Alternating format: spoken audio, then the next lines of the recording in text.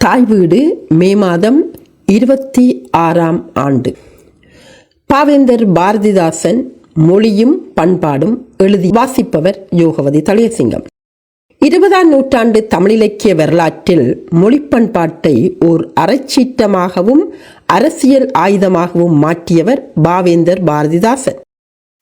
தமிழ் மறுமலர்ச்சி இயக்கத்தின் முக்கிய ஆளுமைகளில் ஒருவரான பாவேந்தர் பாரதிதாசன் மொழியை வெறும் தொடர்பு சாதனமாக மட்டும் பார்க்கவில்லை.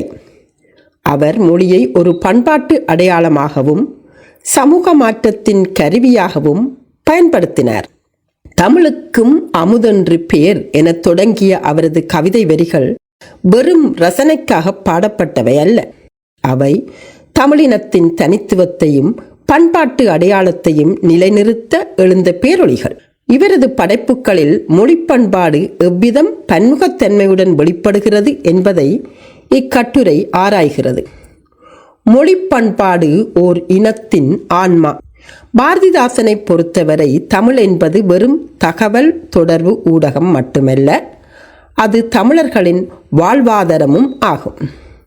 எங்கள் வாழ்வும் எங்கள் வளமும் மங்காத தமிழென்று சத்தமிடு என்ற வரிகளின் மூலம் ஒரு சமூகத்தின் பொருளாதார வளமும் வாழ்வியல் செழுமையும் அதன் மொழி பண்பாட்டிலேயே தங்கியுள்ளன என்பதனை அவர் உணர்த்தினார்.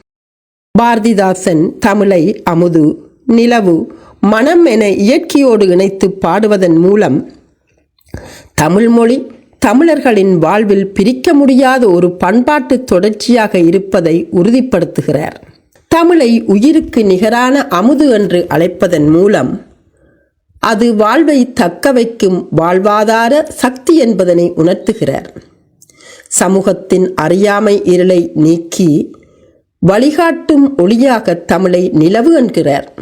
ஒரு பூவின் மனம் எப்படி அதன் பிரிக்க முடியாத அடையாளமோ அப்படியே தமிழரின் வாழ்வோடு பின்னி பிணைந்து மனம் போன்றது என்கிறார். தமிழுக்கும் அமுதென்று பேர், அந்த தமிழின்ப தமிழங்கள் உயிருக்கு நேர் என்ற வரிகள் தமிழ் என்பது வெறும் மொழியல்ல, அது தமிழர்களின் அடையாளத்தோடும் உணர்வோடும் ஊடுருவி நிற்கும் ஒரு பண்பாட்டு கூறென மெய்ப்பிக்கின்றன. பாரதிதாசன் காலத்திய மொழி பண்பாடு என்பது வெறும் துதிப்பாடல் அல்ல, அது ஒரு விடுதலை அரசியல். மொழிப்பற்று என்பது ஒருவரை அடிமைத்தனத்தில் இருந்து விடுவிக்கும் சக்தியாக அவர் கண்டார்.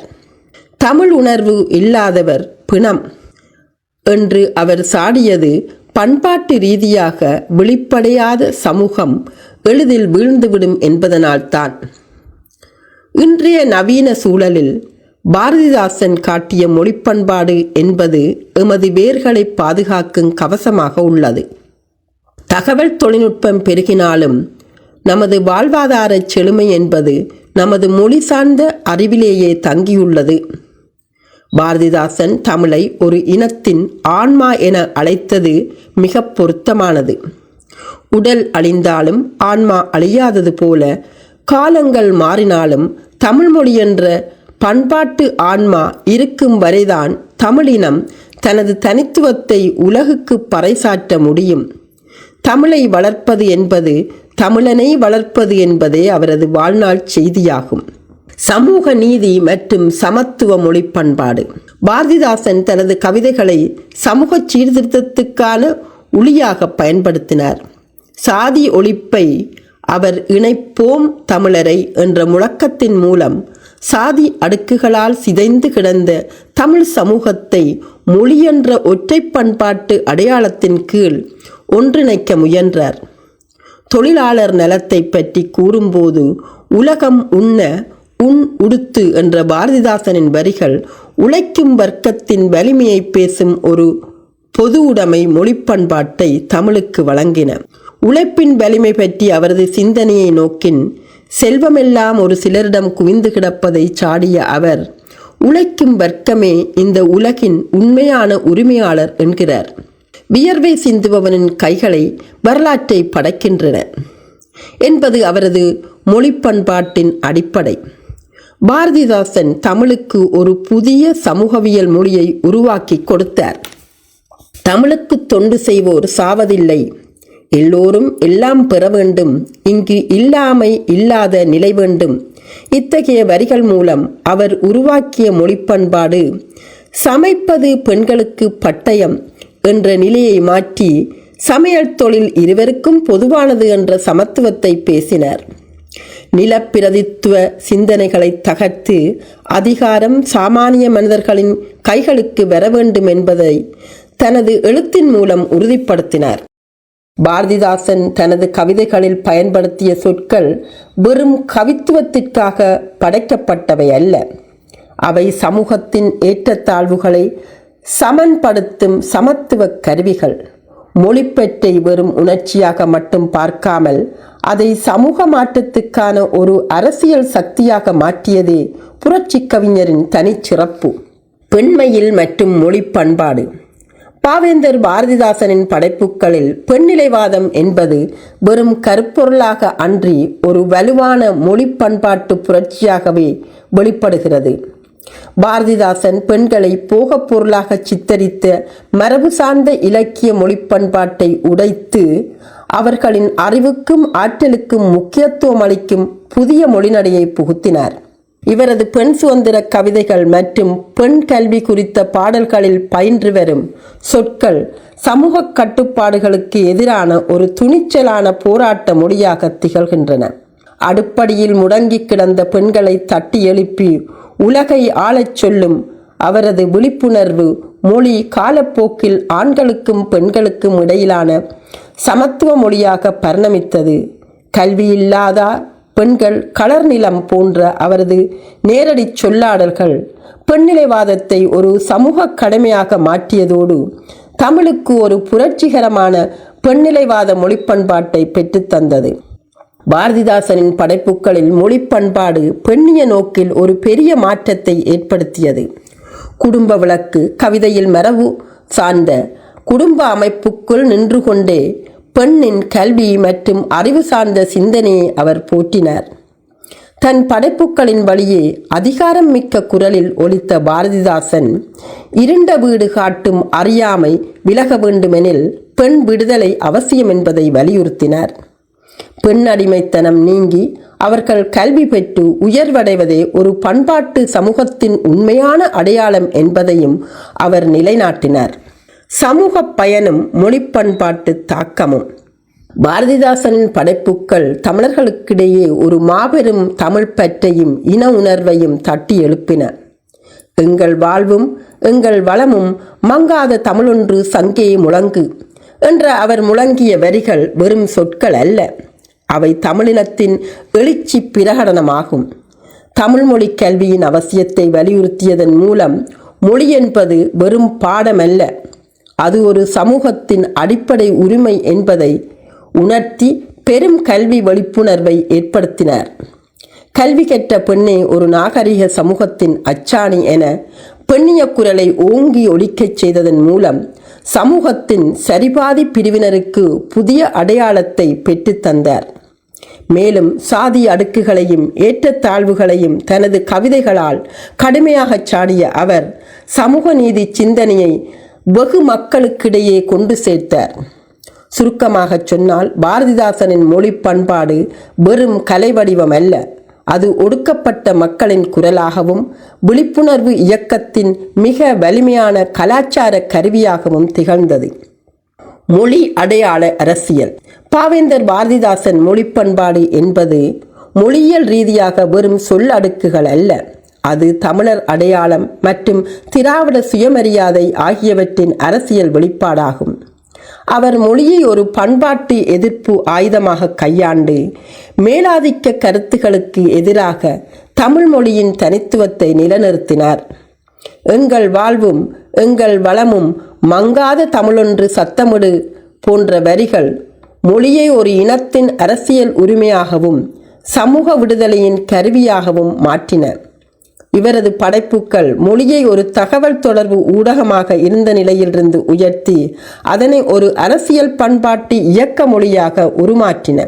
இதன் விளைவாக மொழி என்பது வெறும் பேச்சாக மட்டுமல்லாமல் ஒரு சமூகத்தின் ஒட்டுமொத்த போராட்ட வடிவமாகவும் அடையாள அரசியலின் அடித்தளமாகவும் பரிணமித்தது. பாரதிதாசனின் கவிதைகள் திராவிட இயக்கத்தின் கருத்தியல் அடித்தளமாக விளங்கின. இந்திய எதிர்ப்பு, புறமொழி மேலாதிக்கத்தை தடுத்து நிறுத்தி தமிழின் தூய்மைவாதத்தையும் தனித்துவத்தையும் காக்க அவர் கையாண்ட போர்க்குணம் மிக்க சொற்கள் தமிழை ஒரு அரசியல் விடுதலைக்கான மொழியாக மாற்றின. சுயமரியாதை பற்றி கூறும்போது தன்னகரில்லாத தமிழ் என்ற சிந்தனை தமிழர்களுக்கிடையே சுயமரியாதை உணர்வை தூண்டி பண்பாட்டு மேலாதிக்கத்தை எதிர்க்கும் வலிமையை வழங்கியது. இலக்கிய வடிவங்களில் மொழி பண்பாட்டின் பன்முகம். பாரதிதாசனின் கவிதைகள் மொழியை வெறும் ரசனைக்குரிய உணர்ச்சி மொழியாக மட்டுமின்றி இனத்தின் உரிமைகளை பேசும் அரசியல் மொழியாகவும் தமிழ் மரபை பறைசாற்றும் பண்பாட்டு மொழியாகவும் ஒருங்கே கையாளுகின்றன.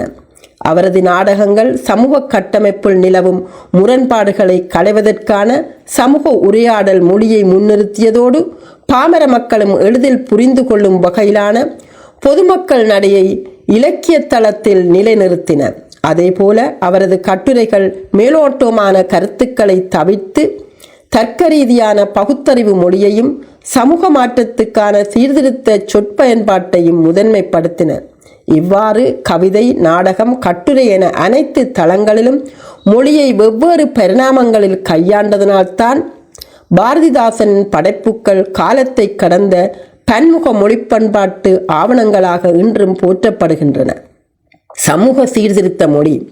பாரதிதாசனது தனது படைப்புக்களின் வழி சாதியொழிப்பு, சமத்துவம் மற்றும் உழைப்பாளர்களின் உரிமைகளை முன்னிறுத்தி ஒரு புதிய சமூக சீர்திருத்த மொழியை உருவாக்கினார். வெற்று அலங்கார வர்ணனைகளை துறந்த அவரது நடை நேரடியான மற்றும் வலிமையான கருத்தியல் தளத்தை கொண்டது. இது உயர்தட்டு மக்களுக்கான இலக்கிய மொழி என்ற குறுகிய எல்லையை கடந்து சாமானியர்களின் உரிமைகளை பேசும் அரசியல் மொழியாக பரிணமித்தது. சமூகத்தின் அடித்தட்டு மக்களிடம் விழிப்புணர்வை ஏற்படுத்தி அவர்களை அதிகார மையங்களை நோக்கி கேள்வி கேட்க தூண்டிய ஒரு புரட்சிகரமான கருவியாக இம்முறைமை திகழ்ந்தது. உயர்ந்த செந்தமிழை தரங்குறையாமல் கையாண்ட அதே வேளையில் மக்களின் அன்றாட வாழ்வாட்டத்தோடு கலந்த பேச்சு வழக்கையும் பாரதிதாசன் செறிவாக பயன்படுத்தினார். அவரது கவிதைகள் மற்றும் நாடகங்களில் நாட்டுப்புற சொற்களும் எளிய உரையாடல் நடையும் இயல்பாக பின்னி பிணையப்பட்டுள்ளன.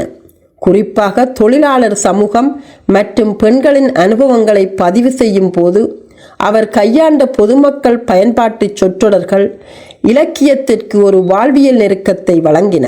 இலக்கியம் என்பது மேட்டுக்குடியினருக்கானது மட்டுமல்ல, அது சாமானிய மக்களின் பண்பாட்டு அடையாளம் என்பதை நிலைநிறுத்தியதில் இத்தகைய மக்கள் மொழி வடிவம் முக்கிய பங்கு வகிக்கிறது. தொல்காப்பியர் காலத்து இலக்கண மரபையும் காலமாற்றத்திற்கேற்ப உருவெடுத்த நவீன சமூக தமிழையும் பாரதிதாசன் மிக இலாவகமாக ஒருங்கிணைத்தார். இது தமிழின் பரிணாம பண்பாட்டை உலகிற்கு வெளிச்சம் போட்டு காட்டும் ஒரு சிறந்த முயற்சியாகும். ஒருபுறம் தூய தமிழ் முயற்சிகளின் மூலம் மொழியின் தனித்துவத்தை பேணியவர், மறுபுறம் நவீன காலத்திற்கு தேவையான அரசியல் கலை சொற்களை தாராளமாக புகுத்தி தமிழை ஒரு நவீன போர்வாளாக மாற்றினார். பழைய மரபு சிதையாமல் புதிய உலகளாவிய கருத்துக்களை தாங்கி நிற்கும் இவரது நடை தமிழை ஒரு செழுமையான நவீன மொழி பண்பாட்டு ஆவணமாக நிலைநிறுத்தியுள்ளது. திராவிட பண்பாட்டு விழிப்புணர்வு மற்றும் மொழி. தந்தை பெரியாரின் பகுத்தறிவு சிந்தனைகளால் ஈர்க்கப்பட்ட பாவேந்தர் பாரதிதாசன் திராவிட பண்பாட்டு மறுமலர்ச்சியை தமிழ் மொழி வழியாக ஒரு மக்கள் இயக்கமாக மாற்றினார். இவரது மொழி பண்பாடு வெறும் அழகியல் சார்ந்த மட்டுமல்ல, அது சமஸ்கிருத மேலாதிக்க எதிர்ப்பு இருந்து தார்மீக கோபத்தில் இருந்தும் உருவானது. மொழியியல் ஊடுருவியாக இருந்த பிறமொழி ஆதிக்கத்தை களைந்து தமிழை அதன் தனித்தன்மையோடும் சுயமரியாதையோடும் மீட்டெடுப்பதையே பாரதிதாசன் தனது முதன்மை நோக்கமாக கொண்டார். திராவிட அடையாள மொழியை வடிவமைப்பதன் மூலம் தமிழர்கள் தங்கள் இன வரலாற்றையும் உரிமைகளையும் உணருமாறு அவர் செய்தார். தாய்மொழி கல்வி மற்றும் சாதியொழிப்பை தனது படைப்புகளின் மையப்பொருளாக கொண்ட பாரதிதாசன் மொழி என்பது சமூக நீதிக்கான ஒரு வலிமையான ஆயுதம் என்பதனை உரக்கச் சொன்னார். கடினமான இலக்கண நடையை தவிர்த்து அவர் கையாண்ட எளிய தமிழ் உழைக்கும் மக்கள் மொழியை இலக்கியத்தின் உன்னத உயரத்திற்கு கொண்டு சென்றது.